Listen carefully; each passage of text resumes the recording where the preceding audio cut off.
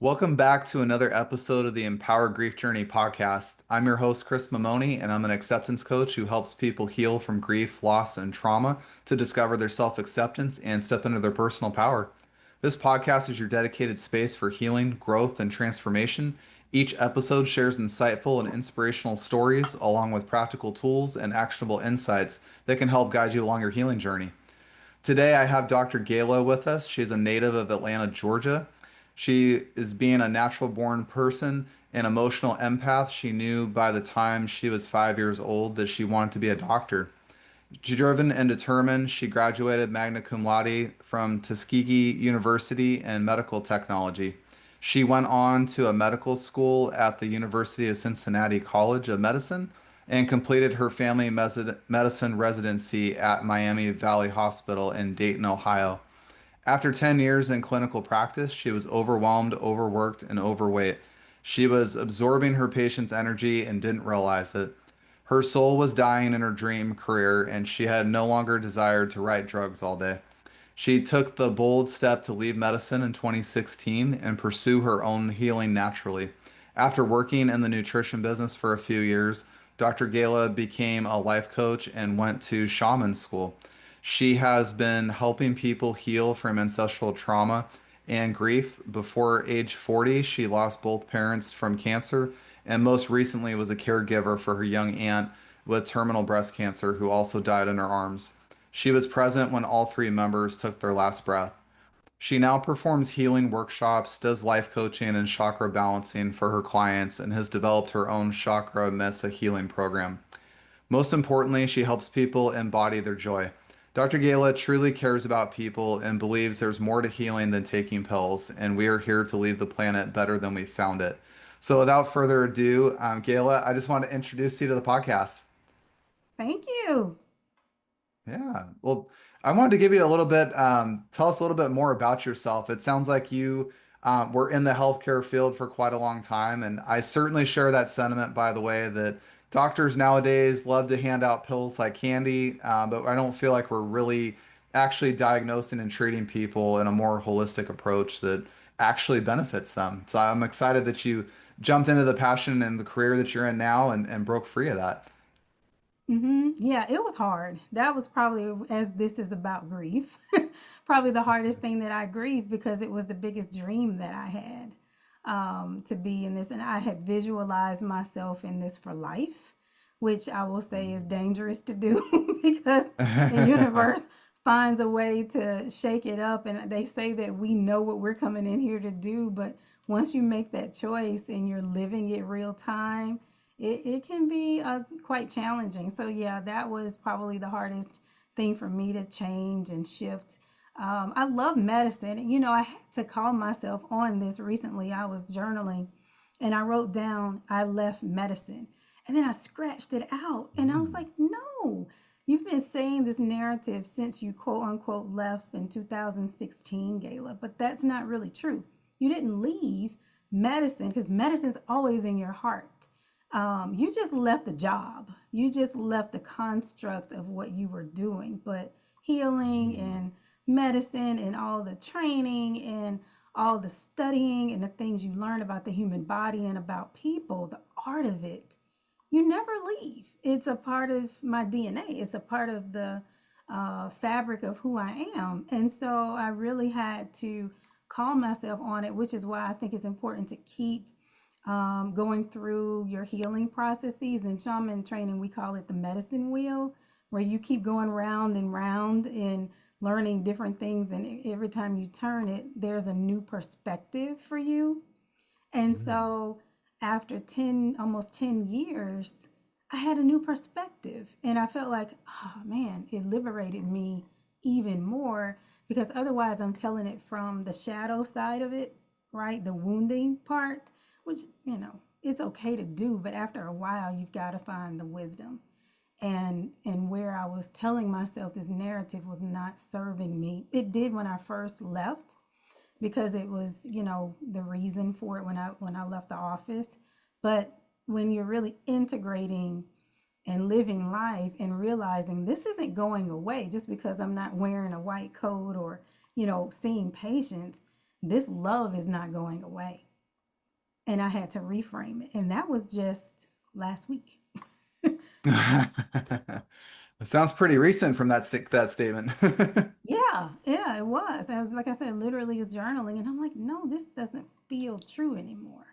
So I just had to Yeah. truly, shift how since I wrote that bio, I had to Well, just, I love that you yeah, said you never truly left medicine because I'm yeah. spiritual like you are in that sense, and I do believe that outside of the constructs of Western medicine, medicine is found in different forms across the world, and I Mhm. think that we don't really honor or talk about those or have knowledge and awareness like we should about those alternative methods of medicine. Exactly. And everybody calls them alternative, but they're really the original. We're just remembering. And there are so many branches. Always my vision, my hope, and my dream. Because when you're in allopathic training, especially when you're studying with oncologists, I remember we used to have something called tumor board, and it was one of my favorite things to be a part of as a resident or as a medical student, because there were so many people there from different disciplines and different schools of thought. There was, multidisciplinary approach to taking care of this beautiful person with this disease. And I was like, this is how it always should feel, where you have people with different perspectives coming together, helping someone solve a problem, right? And that experience opened my eyes. I was like, that's really what I want to see in the future, because there are certain things that a traditional allopathic physician just doesn't, it's not our jam. It's not what we were trained to do, that other people are great at. And us as humans need as many different perspectives and as many different opportunities for healing as possible. And, your body is doing the healing. We're just assisting, right? Or offering guidance or something, but it's up to the human, individual to do it. So, yeah, that was my Well, that was my biggest perspective on it. Well, that's what I think is fascinating about the grief space, by the way, is that I've come to this new approach of grief is really a matter of the heart. It's not a matter of the mind. And I think that our mind is always, I try to tell people the brain is meant to keep us in survival so we live. It's not meant to make us happy and do all these other things that we want it to or that we've been told that it should do. And so, when we talk about grief in particular, our brain can try to rationalize, it can try to make something make sense or make something work the way we want it to. But at the end of the day, grief is really centered in the heart. And when it's in the matter of the heart, you can't really talk your way through that. You can't just rationalize it and get over it and let go of it like a lot of society tells us we should. I was curious about your thoughts on that. Yeah, I agree. And it's hidden. It's, thinking about the physical body and thinking about a scar, right? You can look at your body and remember, oh, yeah, I fell, when I was 10 years old and skinned my knee or broke my elbow or hurt my arm. And here's the scar. And, there's a whole story around that. But with emotional pain or emotional experiences or mental experiences, you can't see it most of the time, but we can feel it and we're acting out on it. Sometimes I've done the retail therapy, Yeah. or I'm like shopping, trying to feel better. I'm like, as much as I love fashion and clothes and all this stuff, this is not really working. What is it, for me? But yeah, it's a part of it. And you realize that you have this wound that even though it's healing or has healed, it's still scar there. And I know when we met the first time we chatted, I was talking about finding the wisdom in it. And I think that's what I have been really focusing on. And that's one of the gifts of shaman training that's helped me, is to say, what's the wisdom in this? Because they say, oh, you go through grief and it's a gift. I'm like, no, I don't really want to call it that. But I do want to say, what's the wisdom that I've gained from this experience? And, how can I help someone who may also feel like me know that it's possible to reinvent yourself or take the next step of your journey? Because what I've learned about myself, and I've studied human design, which also is huge for me, is that I go through cycles and changes maybe a little bit more than somebody else who's designed to maybe stay in a more steady, a routine type of experience, but I'm a transformative energy. And I Mm. realized after about 5, 6 years, I'm ready for something else. It's like my energy is being sent into places that need transformation. And once that transformation has happened, now, oh, okay, it's time for something else. Like we don't stay in a place too long. And I used to beat up on myself about that. So as I've embraced, especially the divine feminine energy, which is cyclical, and experiencing um, the cyclical aspects of my life, every time you go through one of those cycles, you grieve because you're no longer that person that you were before. And now you're in a new cycle. So there's been a lot of stuff that I've learned about myself just by asking the questions in the last 9 years, almost 10 years, to be able to reflect back. And I went to my 20th year medical school reunion last year. And I'm like, man, I haven't been back here in 20 years. And I just think about that girl that was going through it then. I was in one of the biggest grief cycles of my life. And I actually had more fun going back for the reunion because my father had died right before it would have been my senior year, I think, in college. So I kind of was a zombie, even though I was living in my dream and enjoying it and loved medical school so much. But when he passed in 96, I went to medical school in 2000. It was it was almost like you just went into survival mode and just went into focus mode. And I went back and looked at my graduation photos, like the ones you take right before graduation that we take as a class, and you could just see it in my face. You could just see the soul loss Mm. and the sadness, even though I was, doing what I wanted to do and I loved it so much. I was tired. I was really, really tired and didn't understand the type of tired that I was, even though I was doing really well and had fun. And then I just realized you're not even going to go straight into residency. And so I had to make some of these decisions. All my classmates were going into their programs, match day came, and I was like, I'm the only student in my class of, I don't know, it was about 180 or 90, I don't know, it was a bunch of us. And on my thing it says traveling because it was grief. I was still grieving what I thought my life was going to look and feel like. And my dad wasn't there, who would have been so proud to watch me graduate. And I was experiencing some burnout. But what was happening then, even, was another cycle. I wasn't meant to go straight into residency training. I was meant to Mm. take a break and did not understand why my body is screaming at me, you don't need to go into this next chapter right now. You need to do something different. I didn't understand that then. So, this whole process, when I went back last year and sort of got to see it from a big picture perspective, in shaman training, we call it eagle's perspective, right? Where you're looking at it from the top down, you're like, man, now I see why I took those steps. Now I see where my life has been cyclical and it's been different and it's been transformative and hasn't been like everyone else, which I had some grief with too because all my friends had, they were going through training, they left and they had all these stories about where they were going next. And I'm like, I don't know where I'm going next, or what I'm going to be doing. And I remember the dean had a meeting with me and she was like, why would you do this? It was almost like I was in the hot seat because I was doing something different. And now that I'm looking back on this experience, you know, I've always been that person to do something different. But I didn't understand how to process the grief every time. I didn't, I didn't know. I didn't know how to process the grief when dad died. I didn't know how to process the grief of you're not going to go through like you thought you were. I just didn't understand that. But I had a beautiful opportunity come that allowed me to take some time off.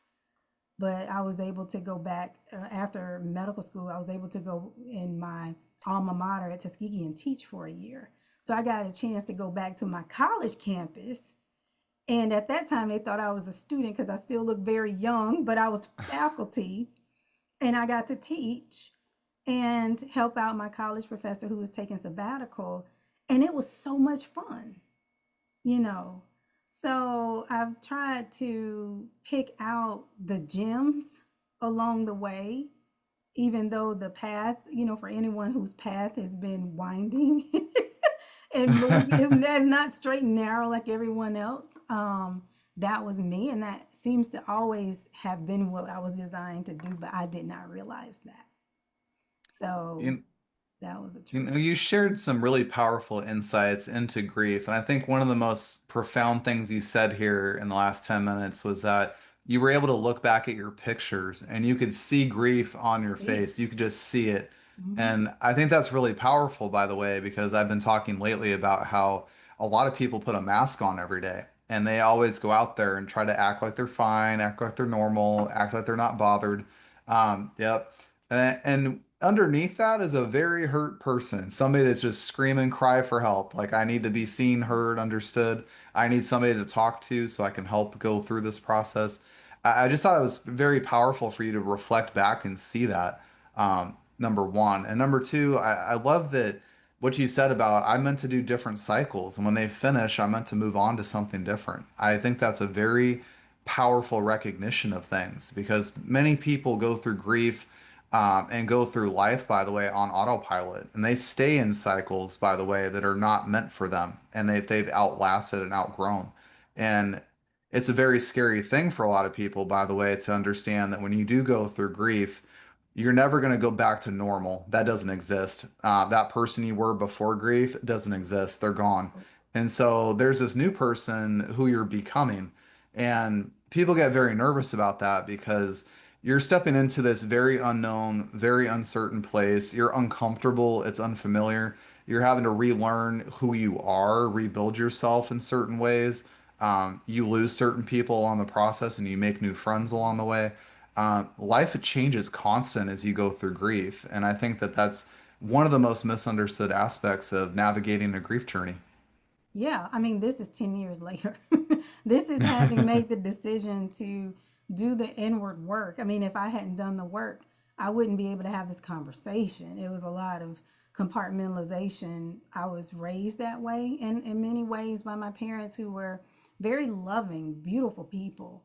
But you really didn't wear your emotions on your sleeve kind of energy. And I remember being a child, and my mom was saying, cry happy tears, like, and I was empathic, and so I could feel, I never will forget when my father hurt his knee. I was probably feeling his pain. I went with him to the doctor, and I had never seen my dad in pain before.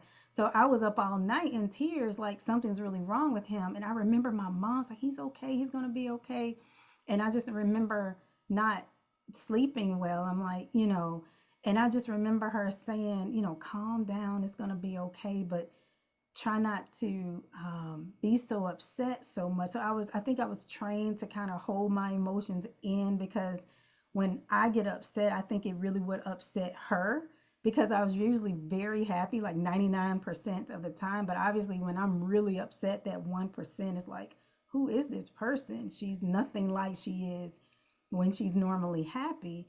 So I think I was used to shoving down my emotions as a kid, because I think as a parent, it just was hard watching your child feel that way or something. So I was conditioned. And then going into medicine, oh gosh, you really don't wear your emotions on your sleeve. You learn how to compartmentalize, because somebody's life is dependent on you to have a good day. You can't, necessarily have a bad day.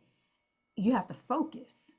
So I was very, very good at compartmentalization.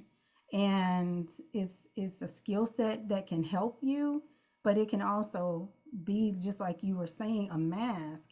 And when I went back and looked at my eyes, I was like, that's the place where your soul body, is reflecting out. You can't hide from that, or at least I knew I couldn't. I know myself. And I know how my eyes used to light up when I was a baby and a young child, before that trauma, before that family shift when he passed. And I was forever changed. And so you're right. You're never the same. And I think it's taken me up until now to truly release that 20-year-old self that I was still living as. It's almost like when the trauma happens, you're halted a little bit, and a part of you goes somewhere. It's like your part of you just kind of dies off a little bit, I think. But depending on your life, you don't have time. I mean, you're not focused on like not doing something. You just, especially at that age, I was on a schedule, and that kept me going. So I didn't have to think about it. I mean, I was like, no, you're in your dream life now. You don't have to think about the pain, because your dad would be so happy for, that's what they say to you. Oh, he would be so proud of you for keep going, right? To continue to make the accomplishments because that's what they wanted the most is for you to be successful. But I didn't go through any therapy. I didn't really know even I needed it. So up until the last several years when I really, once I was removed myself from all of that lifestyle and chose to go to self-development school, which is what I call this process, then you're like, oh, wait a second, here's some stuff that I still need to process. And if anybody's interested in shaman training, that's what you do. You actually become the wounded healer. You're the one, you're not learning from a book, you're learning from the wounds that you have within you. That's where the medicine comes from. And That's yeah, that's what that's gives really you some. powerful. Yeah, it's not like anything else I had personally ever done. So that's why they say it's not for everyone unless you are really willing to look at your inner wounding and your own inner wounding because that's where the medicine is for Well, I us. think that's a very powerful statement to make. I was actually going to ask you about how did you get into or even become aware of shamanic training and how did you get into a lot of these spiritual modalities of human design? You being in the medical field, I know is very regulated. There's lots of education going on. You're dealing with, lots of different challenges because everybody's unique in their situation. How did you go from that environment over to the spiritual side? I think it was always there. I think that I'm one of those people, if I'm interested in something, I can learn it. And it made sense to me. So medicine, people think that you're a geek, like a science geek. Really, I went into medicine because I love people. Science was not my favorite thing at all. I just had to do it, especially like the chemistries and the physics and all that stuff, the number stuff. I was good at it because I was a good student.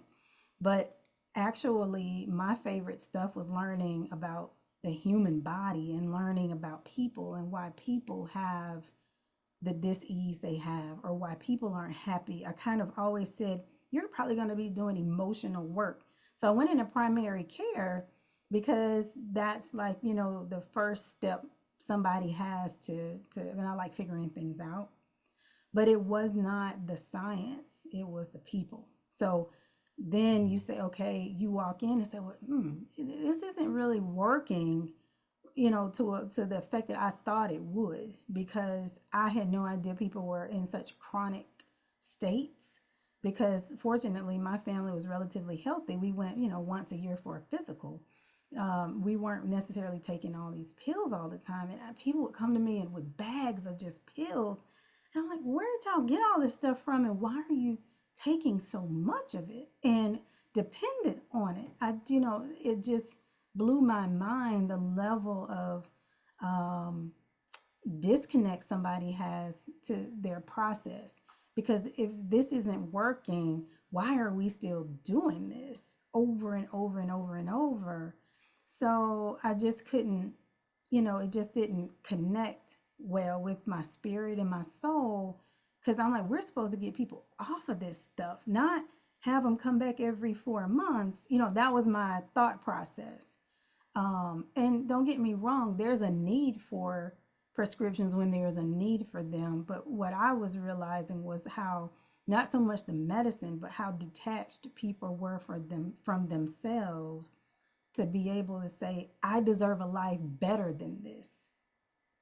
I deserve to learn how to eat better. I deserve to learn how to think better and how to emotionally heal. And there was so much brokenness, from a spiritual perspective in my patients. And I was broken in many ways because I'm in there with them and I'm not necessarily taking care of myself. I'm overworked trying to keep up with this schedule. So it was, a lot of my colleagues weren't healthy either. So I'm just like sitting here thinking, how can I fix this? How can I help this? And it was just one program after the next that we were trying to come up with, but it's like the underlying cause was not necessarily coming, and I had asked why does, especially I was, specifically asking for the African American population because that's where my genetics is and that's where I was taking care of a lot of people. But this question is universal, to be honest with you. And I said, why can't we get rid of it? Why is it that we have all these demographics with all these, same diseases? Why can't we get how do we pull it up from the root and really get rid of it? Because really it's symptom management now. And I wanted to be able to get rid of it. And I heard spirit say to me, you heal it in the energetics. And I'm like, Mm. oh, what does that mean? And I had a friend that was going through shaman training at the time, and she was telling me about it. And at first, I was like, I don't know if that's for me. But the more I leaned into it, the more I was like, okay, now I understand. It's in the stories, it's in the energy body, it's in the blueprint, it's in the fabric of a person's being. And I'm like, that's why we're not really getting rid of it. And I learned how the stories that we've been telling for generations after generations or whatever, and you keep digging that up too, you know what I'm saying? Every Yeah. time you turn around here, can we just please put it to rest? It's almost like we're addicted to suffering. And I just knew there had to be another way, and that was the way that opened the door for me. And so there are so many different levels of shamanic work out there. There's, the wisdom of shaman work, or spiritual work, and then of course there's the actual people who do more ceremonies and people who are, doing things on the earth. There's a big variety of schools of thought about it. But really, it's a path of you're never really sick, you're just out of balance. And that resonated Interesting. with me. And I'm like, okay, so the energy piece was what helped me the most because I knew that I wasn't necessarily meant to be going through the traditional route myself, right? Like, so I sort of had to go first in it and say, oh, okay, I want to help heal this in my family, the ancestral stuff in my family.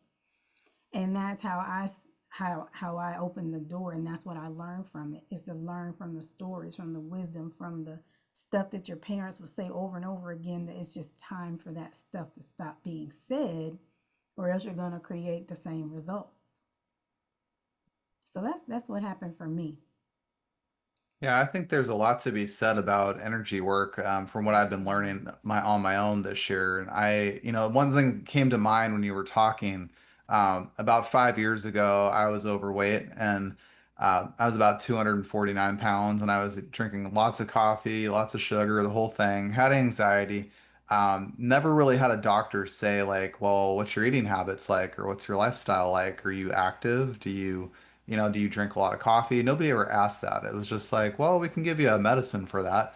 And when I thought about that, I was like, why am I taking a drug for this? Like, why are we given a drug to take care of something? If I continue to have bad eating habits and I continue to drink lots of caffeine, the problem will persist regardless of the drug. The problem will always be there. So I was like, if I make lifestyle changes, which is what I ended up doing, the problem went away. And so now I just know that, because of the choices I've made to exercise, eat better, reduce sugar, reduce caffeine, the problem's gone. So I don't need the pill anymore. And so I think it's just fascinating, like you said, if we would take a little more expansive approach, towards energy work and toward away from quick fix pills to what's the actual root of the problem that's going on. I think that a lot of people that I see in grief too, by the way, I've talked to people that get prescribed anxiety meds, just like I was told by a doctor, and I go, if we're not really addressing the core of what's going on there, all we're doing is masking it or adding another layer of symptoms to things, but we're never really dealing with it. And that's why I think it's dangerous in grief in particular that if we do get stuck in grief, we need support. That's what we actually need. We don't need medicine and pills and all that stuff. We need support from a person. We need Mhm. somebody who can hold space for us, somebody that can help us process emotions and feelings. I've even found energy work to be very, very effective with that. Somatic healing. I've had a couple people to put me through some somatic exercises on my podcast. I found them more powerful than medicine I've ever taken. And it's all natural with the body. We already have it. You don't have to buy anything additional. So, Yeah. Yeah, I mean, and even then, I would want to go deeper. And I had, what, 10, 15 minutes. And so when I started opening up the door, it was the mindset work, because I remember hearing a quote that if you can master your own mind, you can do anything, right? Like that's where you really start and learning, oh, okay, these things are coming up for me for them to be seen. And sometimes they come up in their thought forms. You you start to look at your body in layers. At least for me, that's helped me. Like I said, okay, the mental body. How do I learn the skill sets to take care of my mental body? How do I learn the skill sets to take care of my emotional body? And that's the one that I did not understand how to, because number one, we're really not taught. Number two, emotions. I'm like, why? Right? Like, you feel them, but you really, for me, I really didn't have a clue how to deal with it. And so sometimes you need the medicine if you need it to help you through it. Like you said, I like the way you said if you get stuck in grief, because I always, say if you need a bridge, take the bridge, but just don't stay on it, right? So we've kind of gone, where we swing from one or the other. Sometimes you need both. Like I said, it's multi-dimensional. I mean, excuse me, multidisciplinary. You might need a chiropractor to adjust you. You might need a massage therapist to help you get rid of the physical tension that you're holding from the story. You may need a naturopath to help you with some herbs or some additional, testing that you can do to find out even deeper what's happening, right? And then, maybe you do need something from an allopathic physician for a while. Maybe there's something physical happening in your body that you need to be sure that you don't have. Hormones could be out of whack, stuff like that. And then, maybe you do go to an herbologist, or, maybe you do find your energy healer. I think we need a little bit from everyone. mhm. um, and I was thinking the other day, I was like, I think it's something like you're labeled a professional if you spend 10,000 hours doing something, like you become a professional, I've like that's heard of the that. golden standard word or whatever people say, or measurement. And I was like, what if we spent 10,000 hours taking care of ourselves and learning Mm. learning ourselves, right? Like truly diving into personal development fully and walking our own journey. Is like, how would that feel to invest that much time and energy in oneself? And I'm like, that's what I want to be, a professional self-development person. Why not? I mean, it's just me. Why not learn as much as I can about me? Why not learn as much as we can about our individual selves, you know, and perfect that? Why not? That that's a beautiful perspective because that is what grief is a Yeah. personal transformation journey. Yes. I've gotten asked, do you tell people what to do when you coach them? I said, no, I don't. And I have no place to do that, by the way. I said, I Mhm. can ask powerful questions. I can help them process emotions. I can help them discover and figure out what's going on inside so they can interpret it for themselves. But Mhm. ultimately, the decision forward, whatever direction they take, is ultimately theirs. And Right. so, what not a better gift, by the way, and that's why I get passionate and excited about it, is when I get to help people through that process and I watch the real self come out, the real person that's been buried under years of conditioning and years of, do it this way or take this quick fix over here. Um, Watching people step into their own power, it's such a beautiful thing to bear witness to. Yeah, I mean, to me, that's the whole reason why I signed up. It wasn't. It's for freedom. It's like it's the one thing I could think of. It's freedom. Whatever that may mean. And so that's where the ancestral part came in, because a lot of our ancestral and generational traumas, wounding patterns, what have you, is what's keeping us, kind of stuck. And everyone has a different flavor of how that looks. And for me, I had specific, generational things, that I was like, I know I came here to move the family one step forward or however many steps forward as I could.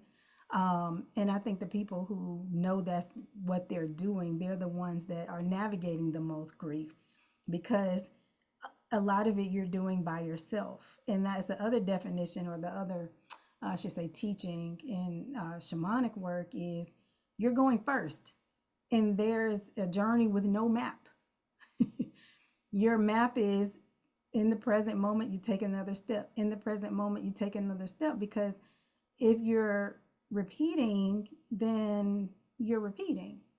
So, when things are happening and then you ask around, sometimes there's nobody to get answers from because they haven't walked it. They haven't walked it. They haven't experienced it for themselves. They haven't, nobody in my family and really even my friends even had experienced what I experienced because nobody else left the job in my clique, in my group of friends. Many of them are unhappy, but they didn't experience the grief of the loss of the, father in the family. And then when I was, I don't know, however many years, 20 some years later, my mother has a diagnosis of small cell lung cancer, which is a very aggressive lung cancer. So, and I had a vision, I had a dream when I was in training that your mother's gonna die of lung cancer. Something came to me in my consciousness, and I was like, really, and for her to truly have that happen, I was like, I remember the day that something was saying she's gonna pass from lung cancer. It's almost like I was given um, a little bit of insight before it happened. And it's almost like I don't want you to be sideswiped like you were with your father. But, and so Hmm. she didn't trust the system because of what he had gone through, because he had gone through chemo and radiation, which took him out so much faster and broke him down rather than, possibly waiting it out. So we watched him really suffer, and she watched him truly suffer. So she said, I'm not doing that. So I sort of became her lifeline in the medical community at the time because she wouldn't trust anybody else's opinion. So I said, well, Mama, you need to go in and figure out what's going on because she was losing a bunch of weight. And she was like, okay, I'll go. But I had to have her see my friends and my colleagues at the time. I was still in the office. And when I found out what's happening with her, I'm like, I found out in maybe January, February, and the doc that took care of her was like, she may or may not be here for Christmas. So by the time I found out about her issue, I'm looking at a year, maybe 9, 10 months of good living, what she would have left. And at that point, I was like, okay, well, we're going to have fun. And that's what we did. We traveled. I talked her into getting a wheelchair and a handicap sticker, which was very hard for a stubborn woman. And, things that I know she needed to do. And I just remember asking and praying, I just want to see her on my birthday. Hmm. So that was my story with her. And so this was the next, thing. And I'm an only child. So here are my two best friends and I'm looking at a career that's draining my soul at the same time. Like, how am I going to do this? And so she ended up passing away on my birthday, which was not necessarily a beautiful thing, but it was a beautiful thing at the same time. We came in, I came in with her together, and now we kind of have this bond of her leaving at that Yeah. time. It was, I I'm looked at sorry to hear that, Gayla. You're describing a moment one of my podcast guests, it's a chaplain, said is brutal. She said it's brutal and it's beautiful at the same yeah. moment.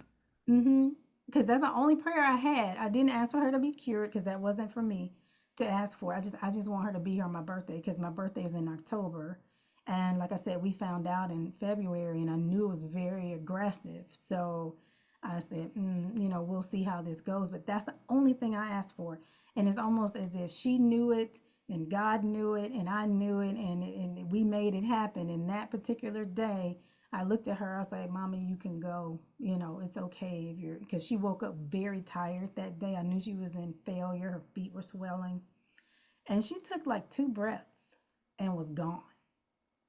Once I said it's Wow. okay, I put my hand on her face and I could just feel her. She, took these 2 long breaths, and that was the last breath she took. And I was sort of giving her permission. It's like we were in this experience together. So that wasn't the hard part. For me, the hardest part of grief is not when they leave, it's how to live now that they're gone. And, like many families, my mother was a strong matriarch in the family. So the family sort of falls apart sometimes when that strong maternal figure is no longer there because, her siblings and everything, she was who they looked up to. And so did I. And so now we're all trying to figure out how to do this thing as a family. And right after that, I think I went back to work for a year almost, and I finally was like, I can't do this anymore. Like, I'm not going to be here if I keep this up. So that was back to back grief. And I never felt good about leaving the office, but I knew I had to. So it's one of those situations where I knew it was the right decision to make, but I didn't know how to process that decision because everybody thought I was crazy for doing it. All my family, you went to school this long, you have all this, and I'm not saying that it has been an easy road, but I just felt like if I don't do this, then my soul, which is the most important thing to me, not this physical body and this earth, but my spirit is gonna die from this or have some experience of something unwanted was gonna happen to the part of me that's no longer gonna be here when when this body goes, and I just didn't want that. Uh, and I've tried to be loyal to that part of me my whole life, which when you're making those decisions that are unpopular but feel true to you, it doesn't mean you won't have grief. I guess that's what's coming through. Like I knew You, the right decision was the you right know, decision. that's really powerful what you brought up because there's always people around us when we go through grief that want to tell us what to do or what they think is best. And the way I describe it to a lot of my coaching clients is they say, well, I feel guilty if I don't listen to them or I don't take their advice. And I say, that's their projection. That's their thing trying to push on you to somehow make your life be what they want so that they're comfortable with things. But Mhm. if you choose that path all the time and you take that other person's journey that they tell you to go on, you're way out of alignment with who you're supposed to be. And we never really know at that point. I can share my own personal experience. Every time I did that, I got more turbulence and chaos and more things falling apart than when I stepped in my alignment and stayed over there. And Mhm. it doesn't make sense for everybody. And the beautiful thing is, it doesn't have to. That's the best part of it. It doesn't have to. And so No. I love that you described that, people around you are like, you're crazy for going to medical school and jumping out and quit and all. Is it really crazy? I don't think it is. I think that when people find their alignment or they find their path and it never, I think the thing a lot of people struggle with who aren't as spiritual, in a sense, and I'll say I've only found this out on my spiritual journey when you align yourself spiritually with where you need to be, there's no force behind it. There's no push, there's no pull.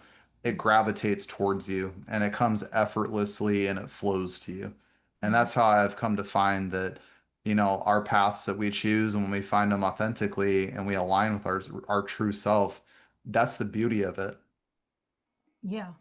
It's true. And for me, I lost a support structure because they really didn't understand it. They didn't understand why I did what I was doing and to be honest with you, thinking back, some of it could have been from grief. It could have been from the trauma. It could have been from not fully landing and understanding. So, could I look back and say, could you have thought through things better or made a plan? I mean, I jumped with 2 feet and didn't really have a plan. I didn't know what I was going to do. And I just knew that something had to shift and change. And I just happened to be, I don't know, maybe about mm, 3, 4 months or so after. Even maybe, I think I went to this seminar before. I went to a Millionaire Mind seminar. I just happened to be getting on the internet, and I happened to find this Millionaire Mind free personal development seminar that you can go to. And I'm like, oh, well, I can do that. Now I have time to do this type of stuff. And I ended up meeting people who would forever change my life. That's, I got introduced to the next step, which was at that time it was nutrition because I needed to care for my body. So I happened to be sitting next to a gentleman who said, yeah, I'm a part of this company and we have this beautiful product called Moringa, and it's good for your body and all this stuff. And I'm like, well, what do you do? And they were like, yeah, we're looking for doctors. I thought he was offering me a job, but he wasn't really. He was recruiting me for his network marketing business. I had no idea about selling. I didn't know anything, about network marketing. I was like, this seems like it might be pretty cool. And those people embraced me. And they thought that my journey was Mm. amazing. And they was like, you're a medical doctor and you want to do this? Like, why would you do that? But what you did, we really appreciate and understand why you did what you did because they were more naturalist. So that was my first experience of, oh, there are people out here who will get it. So they sort of became my family and helped me when my own extended family didn't get it. And being an only child, now the two people that I would probably have gone to, which would be my parents, I don't know what kind of advice they would have given me, though. They probably would have thought I was a little crazy. They might have been like, no, you need to stay until, my mother was like, you need a plan. I can hear her in the back of my mind saying that now. But if I hadn't done it the way I did it, I don't know that I would have met these people on my journey. And that opened up the door to me of new possibilities and new ways of thinking and entrepreneurship and all of that. So it really has not been easy. I think when people say it's 50-50, sometimes I'm starting to agree that, well, no matter what you choose, you're going to have the light and dark aspects of it. And you know what I mean? Like, and sometimes I think we really think everything is going to be so much better. And in some ways it is, but then you have another turn of the corner and you peep around and you're like, oh, I got to That's navigate that too. Well, I think that's I've noticed in my own personal life. Like, I remember being 18, I went through a lot of turbulence in my life and trauma and stuff. And I remember back then I was going, God, this is hard. Like, is this going to get easy again? And I said Mhm. the same thing at 25. And the funny part was my problems at 25 were worse than 18. And then I lose a kid 2 years ago, and I go, all that stuff was pretty easy. All said and done, that's pretty easy back then. This Mhm. thing's really freaking hard. Mhm. And so I think that life is never going to be easy. There's never going to be this simple cut and dry path of things. But what I can say is that, like we've talked about today about grief, is that it does put you on a journey, a personal journey for you to go into alignment of who you're supposed to become. And when you get rid of all the conditioning and all the projection from other people, and you just listen to that path, with a quiet mind, yes, it will not be clean and it will not be easy. I will say that honestly, because I'm on that path right now. It's not easy. It's not clean. Mhm. But it does bring you closer to where you need to be. And it's going to be one of those things that is mostly good, but you're still going to have challenges there. And if you didn't have those challenges, how would you grow? That's the underlying endearment of growth journeys. Yeah, you know what my programming was? It was when something doesn't feel good, you've done something wrong. Like Mm, you've done something wrong. Like this whole, how would you have growth and change? All that stuff that we know is true. Like I said, the wound is in the wisdom is in the wound. Well, I had to understand that because the way I was wired was like, you have made the biggest mistake and you've done something wrong and you're going to disappoint.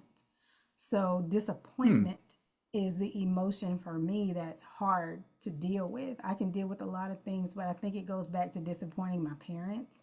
Like I wanted to really, make Mm. them happy and, I wanted to be happy too and I was, But I think there's this overdoing, that you kind of grow into. And you mentioned human design. Well, in 2019, when I found out about human design, that was the thing that helped me understand where some of these patterns come from. And I never will forget, again, I was led to listen to a podcast, and it was on financial, spiritual, and financial wisdom and things like that. But she started talking about human design types. And when I knew immediately when I heard projector, I was like, that's me. I know that's me. I don't have to look up my chart. That is me. And sure enough, I found out I was a projector. And when you talk about people projecting onto you, yes, very much so. And then when you study human design even more, I have fifth line energy, which is a projection field. So I have a double projection kind of thing going on energetically. And I remember, trying to shift based on the advice that I was being given by someone my whole life. And I'm like, oh, they're like, you'd really be good at that. You should do that. And I would feel icky when I would do it. I'm like, this don't feel right. Why am I doing this? But it's what they think either they should be doing or something that they think I would be good at, but it's coming from them, not from me. So I had to Mm. understand that I'm living in this projection field all the time, and the best way to have clarity, the best way to make sure that I'm receiving clear, things coming back is to be in truth as much as possible. Well, when you don't want to disappoint someone and you're in grief and you're not feeling well, you're not always living in truth. You're smiling when really on the inside you're not. So I had to say, oh, okay, human design is going to open up a whole nother level of understanding. And if there are projectors out there that will listen to this, it's like the best thing once you find out who you are, because we represent about 20% of the population, but we're the type that's been the most conditioned to think that we're out here to be producers and to be, go getters and all this stuff that we're really not wired. We're here to share wisdom. And that's usually when I'm in my strong suit. So, and we're here to study. We're here to study and learn. So yeah. Well, Gayla, I just want to say this has been another powerful episode, and I'm really grateful to have you on the show today. I almost feel like I need to bring you back because I feel like you have a Yeah. lot more to say, and I think we may have to do a part two here and dive a little bit more into, Sure. human design and maybe help people through grief, with your knowledge on that. Mhm. That would be great. Um, So I usually end the podcast with asking my guests a couple questions. One of them is if you know somebody going through grief or who maybe feels stuck in grief right now, what is one thing you would share with them to help them navigate that journey just a little bit easier?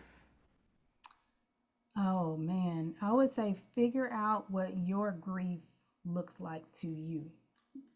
Mm. What does that mean for you? It may be some depression symptoms, like you've lost interest in things. Maybe it could be where you are, not socializing or doing something you normally do and you don't feel like doing it. Or it could just be that you're living life and maybe not addressing it within yourself. So, or you want to talk about it and share it more, and people think you're crazy for wanting to talk about what's happening to you. I think everyone's different, and I would say figure out what grief looks like for you.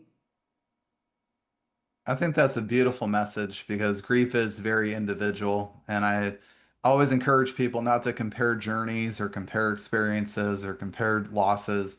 It's very unique to your own. And I think what not a more beautiful way to celebrate your own grief than to recognize and understand that it truly is your own journey. It's your own experience that you get to have and get to create. And that can give you just a real big gift and blessing, as I like to say, when the timing comes. Right. Um, Gayla, if people listen to this episode and they want to connect with you, where can they find you? Yeah, sure. So Instagram is what I use the most, and it's Gayla, Gaylad, Gates, Gates. And they can, hang out there. And then I'm also on Facebook under Gayla, Gayla Gates, Gates. So they can, contact me there more than likely is the easiest. Well, Gayla, I just want to again say thank you so much for being a guest on the show, and I'm really grateful April connected both of us a few weeks ago. This was a true pleasure to get to know you and to get to hear your story and you share your perspective and what you've learned about grief, because I really do think that your story has the power to help other people navigate this from a more spiritual aspect that we talked about today. So I just want to say very much thank you so much for being on the show today. Thank you. This was good. Thank you. Yeah. And I want to thank all of our listeners for joining Gayla and I on today's episode of the Empower Grief Journey podcast. If this episode resonated with you, please share it with someone you know who could benefit from Gayla's story. For more episodes that are designed to empower you and support you during your grief journey, visit empowergriefjourney.com and subscribe to this podcast. I want you guys to know that you can also find us on Apple and Spotify. The Empower Grief Journey is all about honoring your journey, embracing your emotions, and finding strength in your own time. You're never alone on this journey, and together we can navigate grief with courage and compassion. Until next time, be kind to yourself and take your grief journey one step at a time.